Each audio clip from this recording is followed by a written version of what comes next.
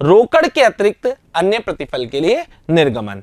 कभी कभी कंपनी विक्रेताओं से क्या खरीदती है? संपत्तियां खरीदती है और रोकड़ भुगतान करने की अपेक्षा ऋण पत्र जारी कर देती है। अगर विक्रेता इस बात के लिए राजी है कि वो हमारी कंपनी के ऋण पत्र लेने को तैयार है और कंपनी उन्हें ऋण पत्र देने को तैयार है, तो कंपनी उन्हें ऋण पत्र देती है और ये ही रोकड़ के अतिरिक्त अन्य प्रतिफल के लिए निर्गमन कहलाता है। अब बात करते हैं इसकी जर्नल प्रविष्टियों की। सबसे पहले विक्रेता से संपत्ति क्रय करने की। आप खरीदने वाली कंपनी है, आपको संपत्ति प्राप्त हो रही है, तो संपत्ति खाते को डेबिट किया जाएगा और विक्रेता के खाते को क्रेडिट किया जाएगा। सिंपल से जर्नल के नियम लगाने हैं। संपत्ति आ रही है इसलिए उसे डेबिट और देने वाला विक्रेता है इसलिए उसे क्रेडिट। तो एंट्री होगी sundry assets account debit to vendor. Vendor की जगह वेंडर का नाम प्रयोग किया जाएगा यदि प्रश्न में दिया गया है, और असेट्स की जगह भी असेट्स का नाम प्रयोग किया जाएगा जैसे मशीनरी, प्लांट, फर्नीचर वगैरह आदि। अब बात आती है ऋण पत्रों को जारी करने की। ऋण पत्रों को आप 3 तरीके से विक्रेता को दे सकते हैं: सममूल्य पर, प्रीमियम पर, बट्टे पर। यदि आप विक्रेता को सममूल्य पर ऋण पत्र देते हैं तो इसकी जर्नल प्रविष्टि होगी vendor account debit to debenture.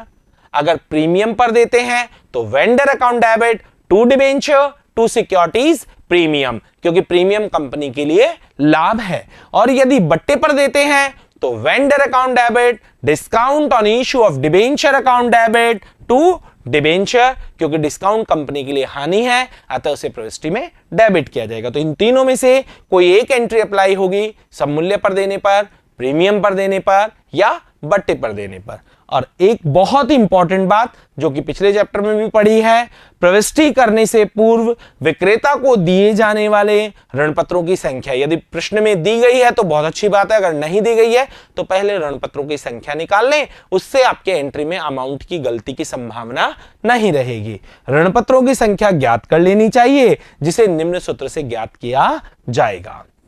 सूत्र क्या है? विक्रेता को देय राशि, यानी विक्रेता को जितनी राशि देनी है संपत्ति के बदले में वो ऊपर रख दीजिए, और प्रति ऋण पत्र का निर्गमन मूल्य है। ये निर्गमन मूल्य क्या है? अंकित मूल्य है। अंकित मूल्य तो जो ऋण पत्र का अंकित मूल्य तय किया गया है वो होता है। निर्गमन मूल्य का मतलब अगर सममूल्य पर है तो अंकित मूल्य और निर्गमन मूल्य बराबर होगा। प्रीमियम पर है तो अंकित मूल्य में प्रीमियम जोड़कर, यानी 100 रुपए, मान लीजिए 10 रुपए प्रीमियम है तो 110 रुपए निर्गमन मूल्य होगा। और मान लीजिए बट्टे पर है और 5 रुपए बट्टा है तो 100 में से 5 घटाने के बाद 95 रुपए निर्गमन मूल्य होगा।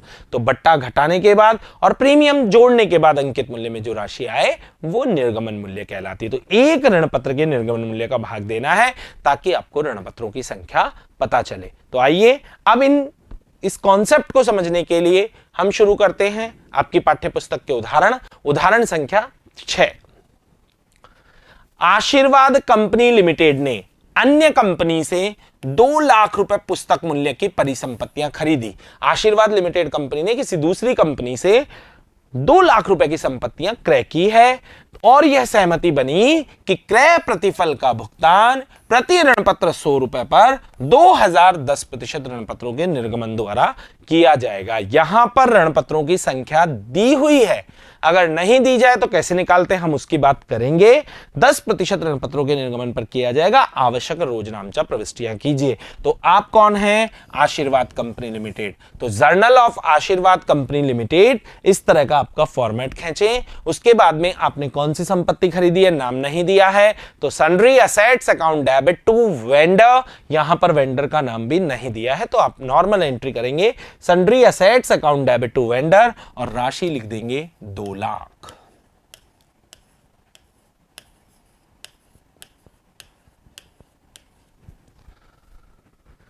अब यहां पर 2000 ऋण पत्र आप 100 रुपए वाले दे रहे हैं, यानी 2 लाख रुपए के ही ऋण पत्र दे रहे हैं, तो यानी कि आप सममूल्य पर ऋण पत्र दे रहे हैं, जिसकी सिंपल सी एंट्री होगी वेंडर अकाउंट डेबिट, क्योंकि यहां पर आपने वेंडर को क्या किया है, क्रेडिट किया है, तो अब उसे डेबिट करेंगे। और आप ऋण पत्र दे रहे हैं कौन से, 10%, तो vendor account debit to 10% debenture, जिसकी राशि भी होगी 2 लाख। ये 2 लाख राशि कैसे आई, 2000 गुणा 100।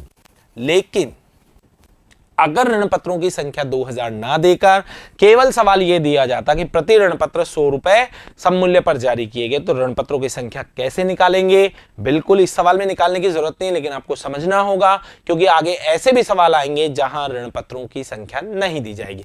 तो विक्रेता को देय राशि इस प्रविष्टि में जो आपने वेंडर के सामने लिखा है वो विक्रेता को देय राशि होती है। तो 2 लाख रुपए विक्रेता को देय राशि है और प्रति ऋण पत्र का निर्गमन मूल्य 100 रुपए ही है, क्योंकि आपने सममूल्य पर ही दिया है। तो यहां पर ऋण पत्रों की संख्या 2000 आती है जो पहले से ही प्रश्न में दी गई है, लेकिन आपको समझाने के लिए हम जिन जिन प्रश्नों में दी गई है वहां पर भी संख्या निकालेंगे ताकि आपको आगे के प्रश्न इजी लगेंगे। चलिए अगला उदाहरण, राय कंपनी ने एक अन्य कंपनी से 2,20,000 रुपए पुस्तक मूल्य की परिसंपत्तियां खरीदी और यह सहमति बनी कि इस क्रय प्रतिफल के भुगतान के रूप में प्रति ऋण पत्र 100 रुपए के 2010% प्रीमियम के साथ जारी करने के द्वारा होगा। आवश्यक रोजनामचा प्रविष्टियां कीजिए। तो शुरू करते हैं। जर्नल ऑफ राय कंपनी, सबसे पहले एंट्री करेंगे sundry assets account debit to vendor. ना असेट्स का नाम दिया गया है और ना विक्रेता का, तो 2,20,000 रुपए।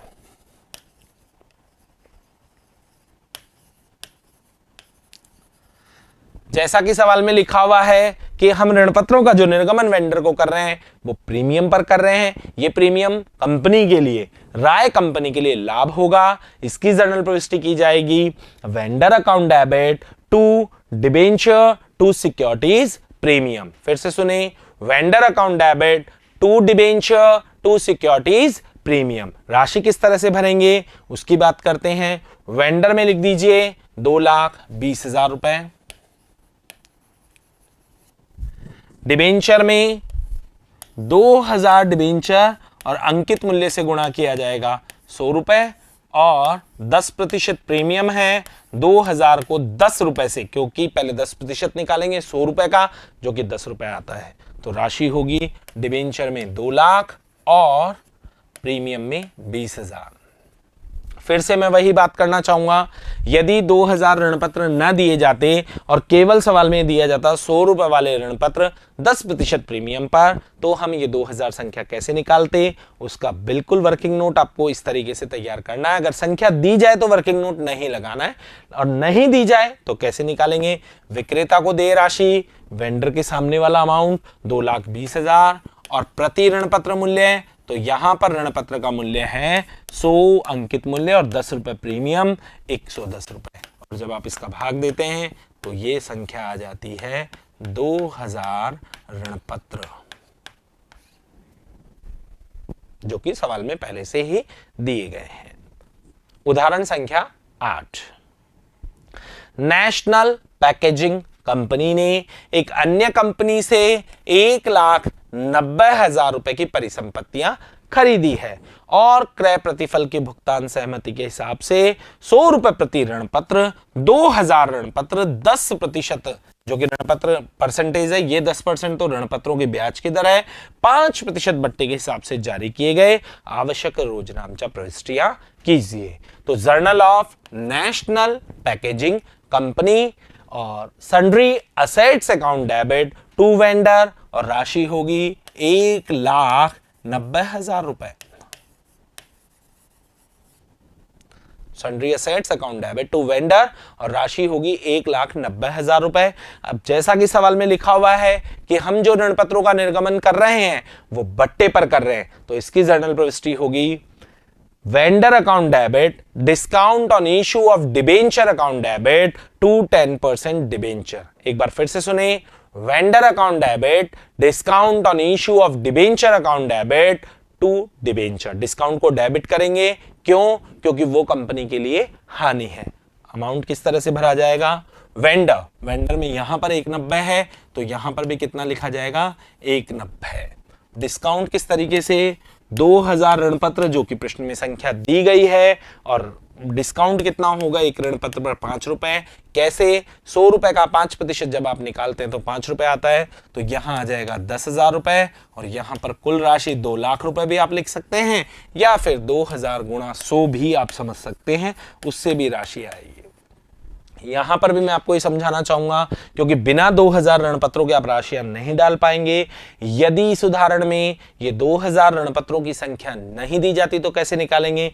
फिर से वही वर्किंग नोट, विक्रेता को देय राशि बटा प्रति ऋण पत्र का निर्गमन मूल्य। विक्रेता को देय राशि जो वेंडर के सामने लिखा है 1,90,000 और प्रति ऋण पत्र 95 रुपए। क्यों? क्योंकि 100 रुपए का एक ऋण पत्र है और 5 रुपए बट्टा घटाने के बाद निर्गमन मूल्य जो है वो 95 रुपए होगा। प्रीमियम घटाकर प्रीमियम को जोड़कर और बट्टे को घटाकर आपको भाग देना है। जब ऐसा करते हैं तो ये आता है 2000 ऋण पत्र।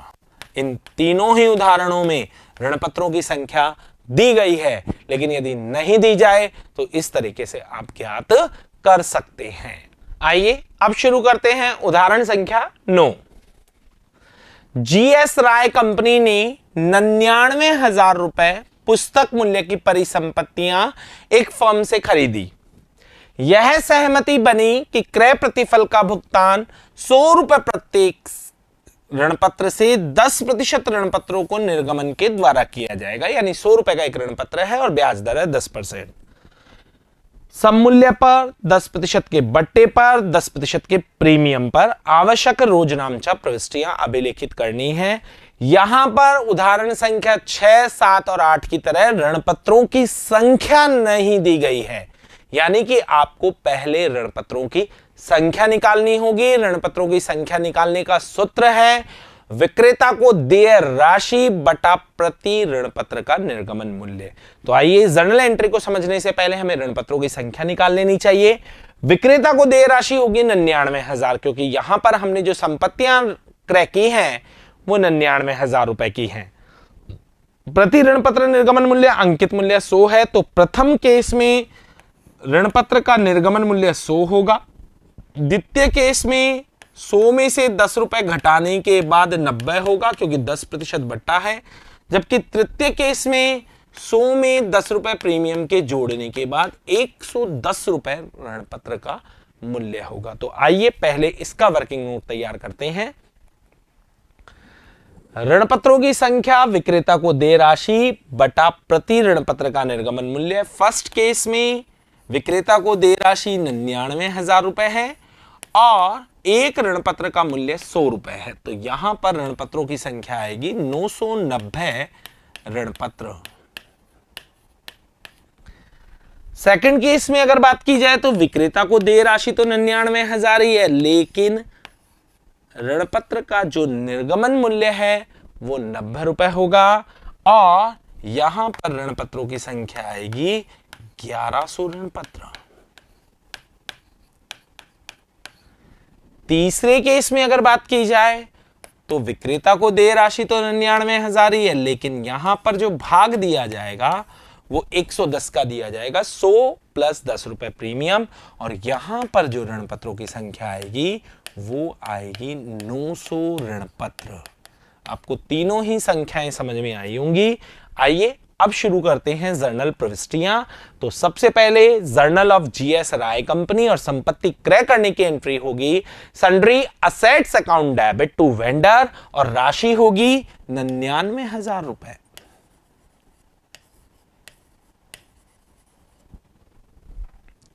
इसके बाद अगर बात की जाए तो सबसे पहले हम सममूल्य पर अगर ऋण पत्र विक्रेता को जारी करें तो उसकी जर्नल प्रविष्टि होगी vendor account debit to 10% debenture और 990 ऋण पत्र आप सममूल्य पर जारी कर रहे हैं, तो ये हो जाएगी 900। वेंडर में तो 99,000 ही आने हैं और यहां पर भी 99,000 ही आएंगे, क्योंकि 990 ऋण पत्र आपने निकाले हैं और जब आप 990 को 100 से गुणा करेंगे तो वो 99,000 ही होना है।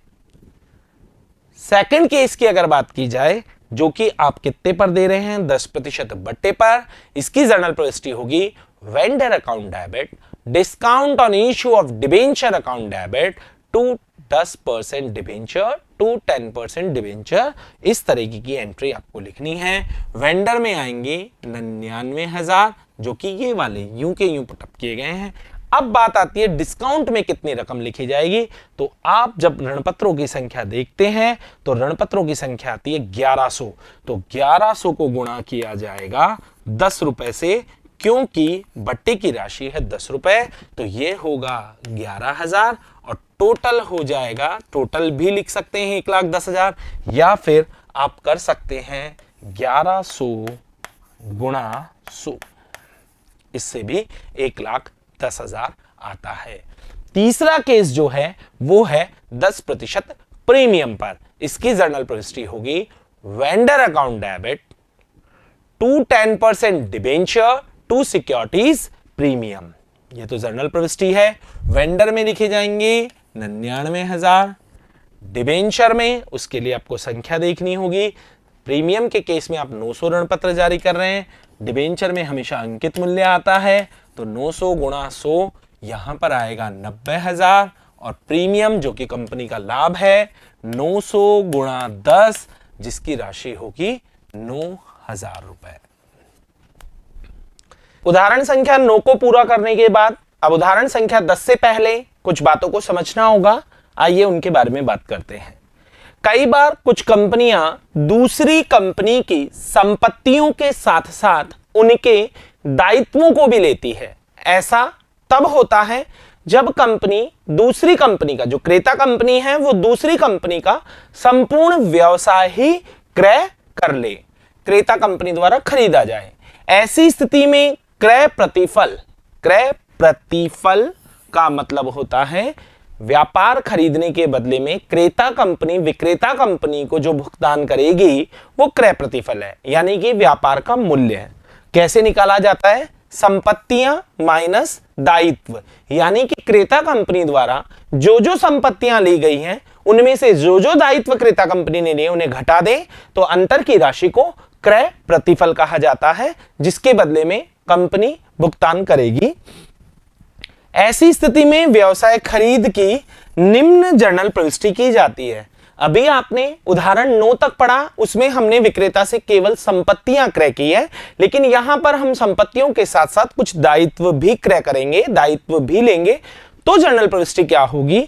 असेट्स को डेबिट किया जाएगा, sundry assets account debit to vendor आप पहले करते ही थे, अब आपको लायबिलिटीज को भी अगर आपने सामने वाली कंपनी से क्रय की है तो उन्हें क्रेडिट करना होगा। तो एंट्री बनेगी sundry assets account debit to sundry liabilities और टू वेंडर, और वेंडर में क्रय प्रतिफल लिखा जाएगा, यानी क्रय प्रतिफल वो जो आप विक्रेता को भुगतान करेंगे, जो कि सामान्यतः संपत्तियां माइनस दायित्व करके निकाला जाता है। लेकिन यदि प्रश्न में क्रय प्रतिफल दिया गया है, यानी कि आपको बताया गया है कि हमने संपत्तियां इतने में खरीदी, इतने में संपत्ति और इतने में दायित्व लिए, तो उनका अंतर है, वो क्रय प्रतिफल होगा। लेकिन अलग से क्रय प्रतिफल आपको दिया गया है और वह संपत्तियां और दायित्व के समान ना होकर, जैसे कि आप ऐसे समझें, हमने किसी कंपनी की 9 लाख रुपए की संपत्तियां खरीदी है और 3 लाख रुपए के दायित्व खरीदे हैं, तो अगर क्रय प्रतिफल नहीं दिया गया है प्रश्न में, तो अंडरस्टूड है कि वो 6 लाख होगा, क्योंकि क्रय प्रतिफल निकालने का तरीका होता है संपत्तियां माइनस दायित्व। जो क्रेता कंपनी ने संपत्तियां ली है उसमें से क्रेता कंपनी ने जो दायित्व लिए हैं उनका मूल्य घटा दीजिए, अंतर की राशि को क्रय प्रतिफल माना जाता है। लेकिन यदि प्रश्न में अलग से क्रय प्रतिफल संपत्ति भी दी जाए, दायित्व भी दिया जाए और अलग से क्रय प्रतिफल भी दिया जाए, और वो क्रय प्रतिफल संपत्ति माइनस दायित्व मूल्य के बराबर ना हो, तो क्या करेंगे वो देखिएगा। यदि प्रश्न में क्रय प्रतिफल दिया गया है और वह संपत्ति माइनस दायित्व के समान न होकर या तो कम है या अधिक है, यानी कि या तो अब हमारे हिसाब से क्रय प्रतिफल यहां पर आना चाहिए 6 लाख, क्योंकि 9 लाख की संपत्तियां खरीदी गई हैं और 3 लाख के दायित्व खरीदे गए हैं, तो क्रय प्रतिफल का मूल्य होना चाहिए 6 लाख। लेकिन सपोज दैट आपको क्रय प्रतिफल 6 लाख ना देकर सवाल में या तो दिया गया 5 लाख या दिया गया 6,50,000, यानी कि या तो क्रय प्रतिफल से ज्यादा, जो होना चाहिए उससे ज्यादा या उससे कम, तो अंतर की राशि को कैसे ट्रीट करेंगे? तो ऐसी स्थिति में अंतर की राशि को गुडविल या पूंजी संचय माना जाएगा, यानी जो डिफरेंस आ रहा है उसे या तो आप गुडविल मानेंगे या फिर पूंजी संचय मानेंगे। अब कब गुडविल मानना है, कब पूंजी संचय मानना है, उसे समझिएगा। यदि प्रश्न में दिया गया वास्तविक क्रय प्रतिफल गणना किए गए क्रय प्रतिफल से अधिक है, यानी कि गणना किया गया क्रय प्रतिफल तो आपका अंतर संपत्ति माइनस दायित्व, और सवाल में दिया गया है मान लीजिए 6,50,000, तो 50,000 रुपए ज्यादा है। कौन सा प्रतिफल? जो सवाल में वास्तविक क्रय प्रतिफल दिया गया है वो आपके द्वारा निकाले गए क्रय प्रतिफल से ज्यादा है। तो यहां पर कहने का मतलब यह है कि क्रेता कंपनी को 6 लाख रुपए की संपत्तियों के बदले में 6,50,000 चुकाने पड़ रहे हैं। तो ये एक तरीके से हानि है, क्रेता कंपनी के लिए हानि है, और इस हानि को यहां पर गुडविल की तरह ट्रीट किया जाएगा, यानी ये माना जाएगा कि क्रेता कंपनी विक्रेता कंपनी के व्यवसाय के साथ साथ उसकी गुडविल भी क्रय कर रही है, और यह अंतर की राशि गुडविल का भुगतान किया जा रहा है। तो जब सवाल में दिया गया क्रय प्रतिफल इस सूत्र से निकाले गए क्रय प्रतिफल से अधिक हो तो अंतर को गुडविल मानना है, और यदि आपको जो क्रय प्रतिफल सवाल में दिया गया है वो इस सूत्र से निकाली गई राशि से कम है तो अंतर की राशि को कैपिटल रिजर्व मानना है, क्योंकि वो कंपनी के लिए क्या होगा? लाभ होगा। तो ये सभी बातें आप ध्यान रखें। और यदि कम है तो कैपिटल रिजर्व पूंजी संचय माना जाएगा। अब आपको जो जर्नल प्रविष्टि बताई गई है, sundry assets account debit to sundry liabilities to vendor, ये तो आप कर लेंगे, लेकिन अगर आपकी कैलकुलेशन में गुडविल आ रहा है तो एंट्री में आपको गुडविल को डेबिट करना है, और अगर कैपिटल रिजर्व आ रहा है तो एंट्री में आपको कैपिटल रिजर्व को क्रेडिट भी करना है। इस बात का भी आपको ध्यान रखना होगा। यदि अंतर की राशि को गुडविल माना जाए तो उपरोक्त प्रविष्टि, इसी की बात कर रहे हैं, इस प्रविष्टि में गुडविल को डेबिट किया जाएगा, और अगर कैपिटल रिजर्व माना जाए तो क्रेडिट किया जाएगा। तो एक बार फिर से सुन लें, हम पढ़ रहे हैं संपत्ति क्रय के साथ साथ व्यवसाय क्रय। इस बार क्रेता कंपनी ने विक्रेता का पूरा व्यवसाय क्रय किया, तो इसकी जर्नल प्रविष्टि होगी sundry assets account debit to sundry liabilities to vendor. सामान्यतः क्रय प्रतिफल ली गई संपत्तियों में से लिए गए दायित्वों को घटा दे तो वो क्रय प्रतिफल माना जाता है, यदि प्रश्न में नहीं दिया गया है। लेकिन यदि प्रश्न में क्रय प्रतिफल दिया गया है तो उसकी तुलना आप संपत्ति माइनस दायित्व करके और आपके क्रय प्रतिफल और सवाल में दिए गए क्रय प्रतिफल की तुलना करें। यदि सवाल वाला क्रय प्रतिफल ज्यादा है, यानी प्रश्न में जो दिया गया है वो ज्यादा है और गणना किया हुआ कम आ रहा है, तो अंतर की राशि गुडविल है, उसे प्रविष्टि में डेबिट करेंगे। और यदि प्रश्न में दिया गया क्रय प्रतिफल आपकी गणना यानी कि सूत्र संपत्तियां माइनस दायित्व क्रय प्रतिफल से कम है, यानी प्रश्न में दिया गया जो क्रय प्रतिफल है वो गणना किए गए क्रय प्रतिफल से कम है, तो अंतर की राशि को कैपिटल रिजर्व माना जाएगा और उसे कैपिटल रिजर्व में ट्रांसफर किया जाएगा। आइए अब इन सभी कॉन्सेप्ट्स को समझने के लिए बात करते हैं उदाहरण संख्या 10 की। रोमी लिमिटेड ने कपिल एंटरप्राइजेस से 20 लाख रुपए की परिसंपत्तियां खरीदी तथा उसकी 2 लाख रुपए की लेनदारी भी ग्रहण की, यानी 2 लाख रुपए के लेनदार भी उससे लिए हैं, संपत्ति भी ली है और साथ साथ में दायित्व भी लिए हैं। अगर यहां पर मैं क्रय प्रतिफल की बात करूं तो प्रश्न में क्रय प्रतिफल नहीं दिया गया है। रोमी ने क्रय प्रतिफल के रूप में 100 रुपए प्रति ऋण पत्र से 8% ऋण पत्र जारी किए हैं और रोमी लिमिटेड की खाता पुस्तकों में आवश्यक रोजनामचा प्रविष्टियां कीजिए। जब प्रश्न में क्रय प्रतिफल ना दिया जाए तो कोई समस्या ही नहीं है, संपत्तियां माइनस दायित्व करके आप क्रय प्रतिफल निकाल सकते हैं।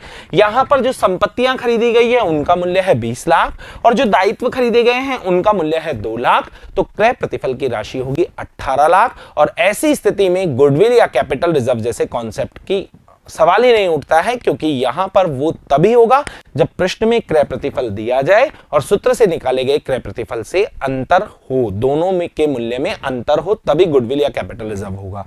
अब बात करते हैं इसकी जर्नल प्रविष्टि की। तो रोमी लिमिटेड ने कपिल एंटरप्राइजेस से संपत्तियां और दायित्व खरीदे, तो जर्नल ऑफ रोमी लिमिटेड में पहली प्रविष्टि होगी sundry assets account debit to sundry creditor. यहां लेनदारी दायित्व का नाम दिया हुआ है तो टू सन्ड्री क्रेडिटर और साथ ही साथ टू कपिल एंटरप्राइजेस, क्योंकि वेंडर का नाम दिया गया है। तो आइए जर्नल एंट्री करते हैं। सन्ड्री असेट्स जिनका मूल्य कितना बताया है 20 लाख, साथ ही साथ सन्ड्री क्रेडिटर जिसका मूल्य बताया गया है 2 लाख और अंतर की राशि कपिल एंटरप्राइजेस में लिख दीजिए जिसका मूल्य है 18 लाख रुपए। ये 18 लाख रुपए वेंडर में क्रेडिट कर दिए गए हैं, ये ही क्रय प्रतिफल है।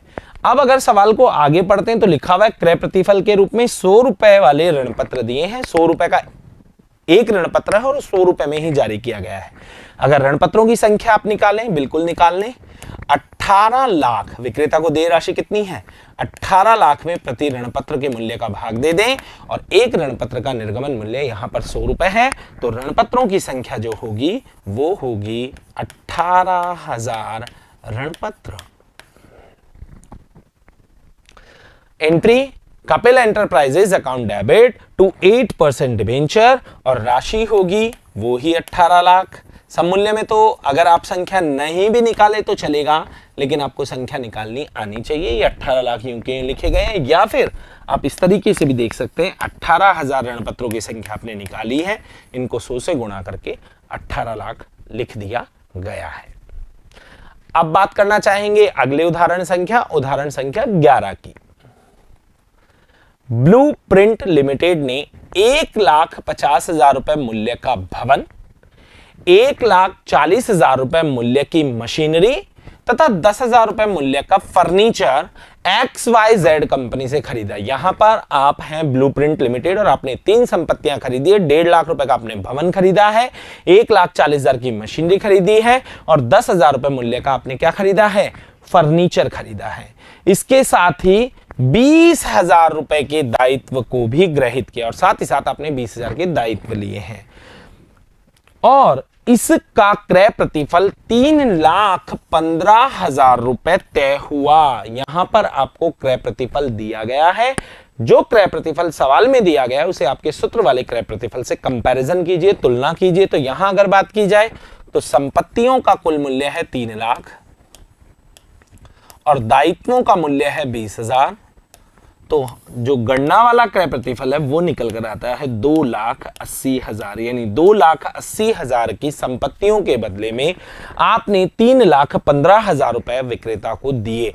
तो अंतर की राशि को यहां पर गुडविल यानी कि ख्याति माना जाएगा, क्योंकि जब प्रश्न में दिया गया क्रय प्रतिफल गणना किए गए क्रय प्रतिफल से ज्यादा हो, कुल मिलाकर हानि हो, यहां पर क्रेता को हानि हो रही है क्योंकि 2,80,000 रुपए की संपत्तियों के बदले में आप 3,15,000 रुपए का भुगतान कर रहे हैं। तो जो अंतर की राशि, अंतर कितना है 35,000 रुपए, इसको ख्याति माना जाएगा। तो अब एंट्री की बात करते हैं। जो जो संपत्ति आपने खरीदी उन्हें डेबिट करेंगे और साथ ही साथ गुडविल को भी डेबिट करेंगे जिसका मूल्य होगा 35,000 रुपए। चलिए, building account debit, machinery account debit, furniture account debit, goodwill account debit, 2 liabilities और 2 वेंडर का नाम अगर यहां दिया हुआ है तो 2XYZ कंपनी। एक बार फिर से सुने, building account debit, machinery account debit, furniture account debit, goodwill account debit, goodwill आई है 35,000 रुपए, 2 लायबिलिटीज और साथ ही साथ 2XYZ कंपनी लिमिटेड। तो आइए पहले फर्स्ट एंट्री कंप्लीट करते हैं। बिल्डिंग जो कि 1,50,000 रुपए में ली गई है, मशीनरी जो कि 1,40,000 रुपए में ली गई है, फर्नीचर जो कि 10,000 रुपए में लिया गया है, गुडविल जो कि हमने अंतर करके निकाली है 35,000 रुपए, वो मैंने आपको पहले समझा दिया। इस सवाल में भी आप निकाल सकते हैं। लायबिलिटीज है 20,000 रुपए और क्रय प्रतिफल है 3,15,000 रुपए। ये 35,000 रुपए की गणना आप यहां पर भी कर सकते हैं। कैसे? आप 3,35,000 इसका टोटल है और 3 लाख इसका टोटल, तो डिफरेंस देखा जाए तो गुडविल की गणना वैसे भी की जा सकती है। तो ये तो एंट्री हुई। अब बात करते हैं, आपने 100 रुपए प्रति ऋण पत्र 12% ऋण पत्रों को 5% प्रीमियम के साथ जारी किया, यानी आपने विक्रेता को ऋण पत्र प्रीमियम पर दिया। तो पहले एंट्री बात करना चाहूंगा।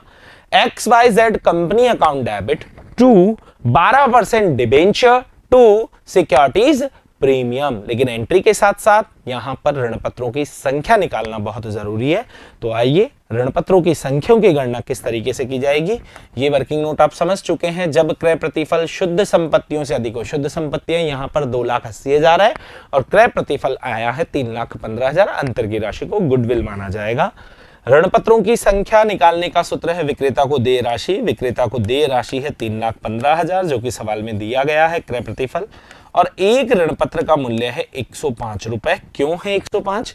क्योंकि 100 रुपए का एक ऋण पत्र है और 5% प्रीमियम पर आप जारी कर रहे हैं। जब आप ऐसा करते हैं तो इनकी संख्या आती है 3,000 ऋण पत्र। अब इसे किस तरीके से एंट्री में फिलअप करेंगे। XYZ कंपनी में तो 3,15,000 ही लिखा जाएगा। क्यों लिखा जाएगा 3,15,000? क्योंकि यहां पर आपने XYZ लिमिटेड का खाता 3,15,000 से क्रेडिट किया, तो डेबिट भी 3,15,000 से किया जाएगा। अब आपके काम आएंगे आपके डिबेंचर्स की संख्या। आप इशू कर रहे हैं 3,000 डिबेंचर, गुणा करेंगे अंकित मूल्य से 100, और प्रीमियम में 3,000 डिबेंचर और गुणा करेंगे 5 से, क्योंकि 5 रुपए प्रीमियम है। तो जब यहां पर आप राशि भरते हैं तो ये आता है 3 लाख और साथ ही साथ 15,000 रुपए। अब बात करते हैं उदाहरण संख्या 12 की। ए लिमिटेड ने बी एंड कंपनी से 3 लाख रुपए की परिसंपत्तियां तथा 10,000 रुपए के दायित्व अपने अधिकार में इस सहमति पर प्राप्त किए कि क्रय प्रतिफल 2,70,000 रुपए का भुगतान 100 रुपए प्रति ऋण पत्र से 15% ऋण पत्रों को 20% प्रीमियम पर निर्गमित किया जाएगा। ए लिमिटेड की खाता पुस्तकों में आपको रोजनामचा प्रविष्टियां देनी है। सबसे पहले हम यहां पर क्रय प्रतिफल की बात करें तो 2,70,000 दिया गया है, तो आपको शुद्ध संपत्तियां जिसे यहां पर क्रय प्रतिफल कहा गया है उस क्रय प्रतिफल की भी गणना करनी होगी, और दोनों क्रय प्रतिफल की अंतर देखकर दोनों क्रय प्रतिफलों की गणना करने के बाद उनका अंतर ज्ञात करना और यह देखना है कि क्रेता कंपनी को हानि हो रही है या लाभ हो रहा है। तो अगर देखा जाए तो हमने 3 लाख रुपए की संपत्तियां खरीदी है और दायित्व मात्र खरीदे हैं कितने के, 10,000 के, तो हमारे हिसाब से क्रय प्रतिफल होना चाहिए 2,90,000। यानी हमने शुद्ध संपत्तियां, क्रेता कंपनी ने, कौन है क्रेता कंपनी, ए लिमिटेड ने 2,90,000 की शुद्ध संपत्तियां क्रय की और उसके बदले में भुगतान मात्र किया है 2,70,000 रुपए का। तो यहां पर क्रेता कंपनी को नुकसान नहीं बल्कि लाभ हुआ है 20,000 रुपए का, और इस लाभ को ट्रांसफर किया जाएगा कैपिटल रिजर्व अकाउंट में। उदाहरण संख्या 11 में कंपनी को नुकसान हुआ था तो उसे गुडविल माना गया था, यहां पर फायदा हुआ है तो उसे कैपिटल रिजर्व में ट्रांसफर किया जाएगा। तो अब बात करते हैं इसकी जर्नल एंट्री की। जर्नल ऑफ ए लिमिटेड में जो जर्नल प्रविष्टि पहली की जाएगी, sundry assets account debit, 2 sundry liabilities, 2 B and company और 2 कैपिटल रिजर्व, क्योंकि यहां पर 20,000 रुपए का लाभ हुआ है और उसे क्रेडिट किया जाएगा। एक बार फिर से सुने, sundry assets account debit, 2 sundry liabilities, 2 B and company, vendor का नाम लिखा जाएगा, और 2 कैपिटल रिजर्व। अब बात करते हैं अमाउंट्स की, तो अमाउंट्स फिलअप करते हैं। सन्ड्री एसेट्स में कितने लिखे जाएंगे, 3 लाख रुपए, सन्ड्री लायबिलिटीज में 10,000 रुपए, 2 बी एंड कंपनी में 2,70,000 रुपए, और कैपिटल रिजर्व में लिखे जाएंगे 20,000 रुपए। अब विक्रेता को जो 2,70,000 रुपए का भुगतान करना है उसके लिए हम 100 रुपए का एक ऋण पत्र 20% प्रीमियम पर जारी कर रहे हैं। तो सबसे पहले हमें ऋण पत्रों की संख्या निकालनी होगी। 2,70,000 में हम भाग देंगे कितने का, 120 का। 120 का क्यों, क्योंकि 100 रुपए का ऋण पत्र है और 20 रुपए प्रीमियम है, तो ऋण पत्र का निर्गमन मूल्य होगा 120 रुपए।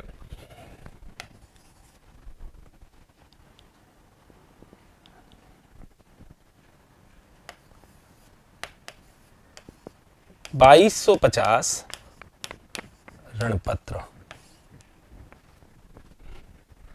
अब बात करते हैं जर्नल प्रविष्टि की।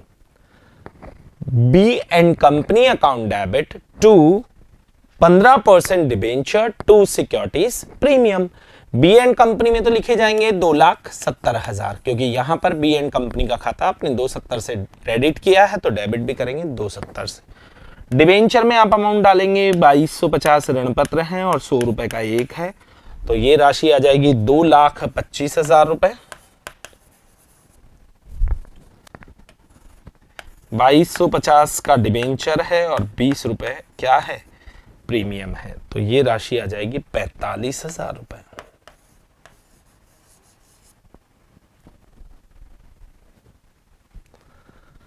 अब बात करते हैं अगले उदाहरण की। सुविधा लिमिटेड ने सप्लायर्स लिमिटेड से 1,98,000 रुपए मूल्य की मशीनरी क्रय की। इसका भुगतान 100 रुपए प्रत्येक के 12% ऋण पत्रों को जारी करके किया। मशीनरी की खरीद के लिए आवश्यक रोजनामचा प्रविष्टियां दें, और यदि ऋण पत्रों का निर्गमन सममूल्य पर किया जाता हो ऋण पत्रों का निर्गमन 10% बट्टे पर किया जाता हो और ऋण पत्रों का निर्गमन 10% प्रीमियम पर किया जाता हो। तो सबसे पहले तो जर्नल ऑफ सुविधा लिमिटेड में पहली प्रविष्टि जो होगी वो होगी machinery account debit to suppliers limited. फिर से सुने, machinery account debit to suppliers limited. तो जर्नल ऑफ सुविधा लिमिटेड में पहली एंट्री 1,98,000 से कर दी जाएगी machinery account debit to suppliers limited और अमाउंट होगा 1,98,000 रुपए। अब अगर बात की जाए तो निर्गमन सममूल्य पर किया जाए, सबसे पहले हम ऋण पत्रों की संख्या निकालेंगे। ऋण पत्रों की संख्या निकालने का सूत्र आपको बता दिया गया है। विक्रेता को देय राशि में आपको भाग देना है एक ऋण पत्र के निर्गमन मूल्य का। तो यहां अगर बात करें तो 1,98,000 में आप भाग देंगे, सममूल्य का मतलब है 100 रुपए का एक ऋण पत्र, आप 100 रुपए में देंगे तो 100 का भाग देंगे तो ऋण पत्रों की संख्या आ जाएगी 1980 ऋण पत्र।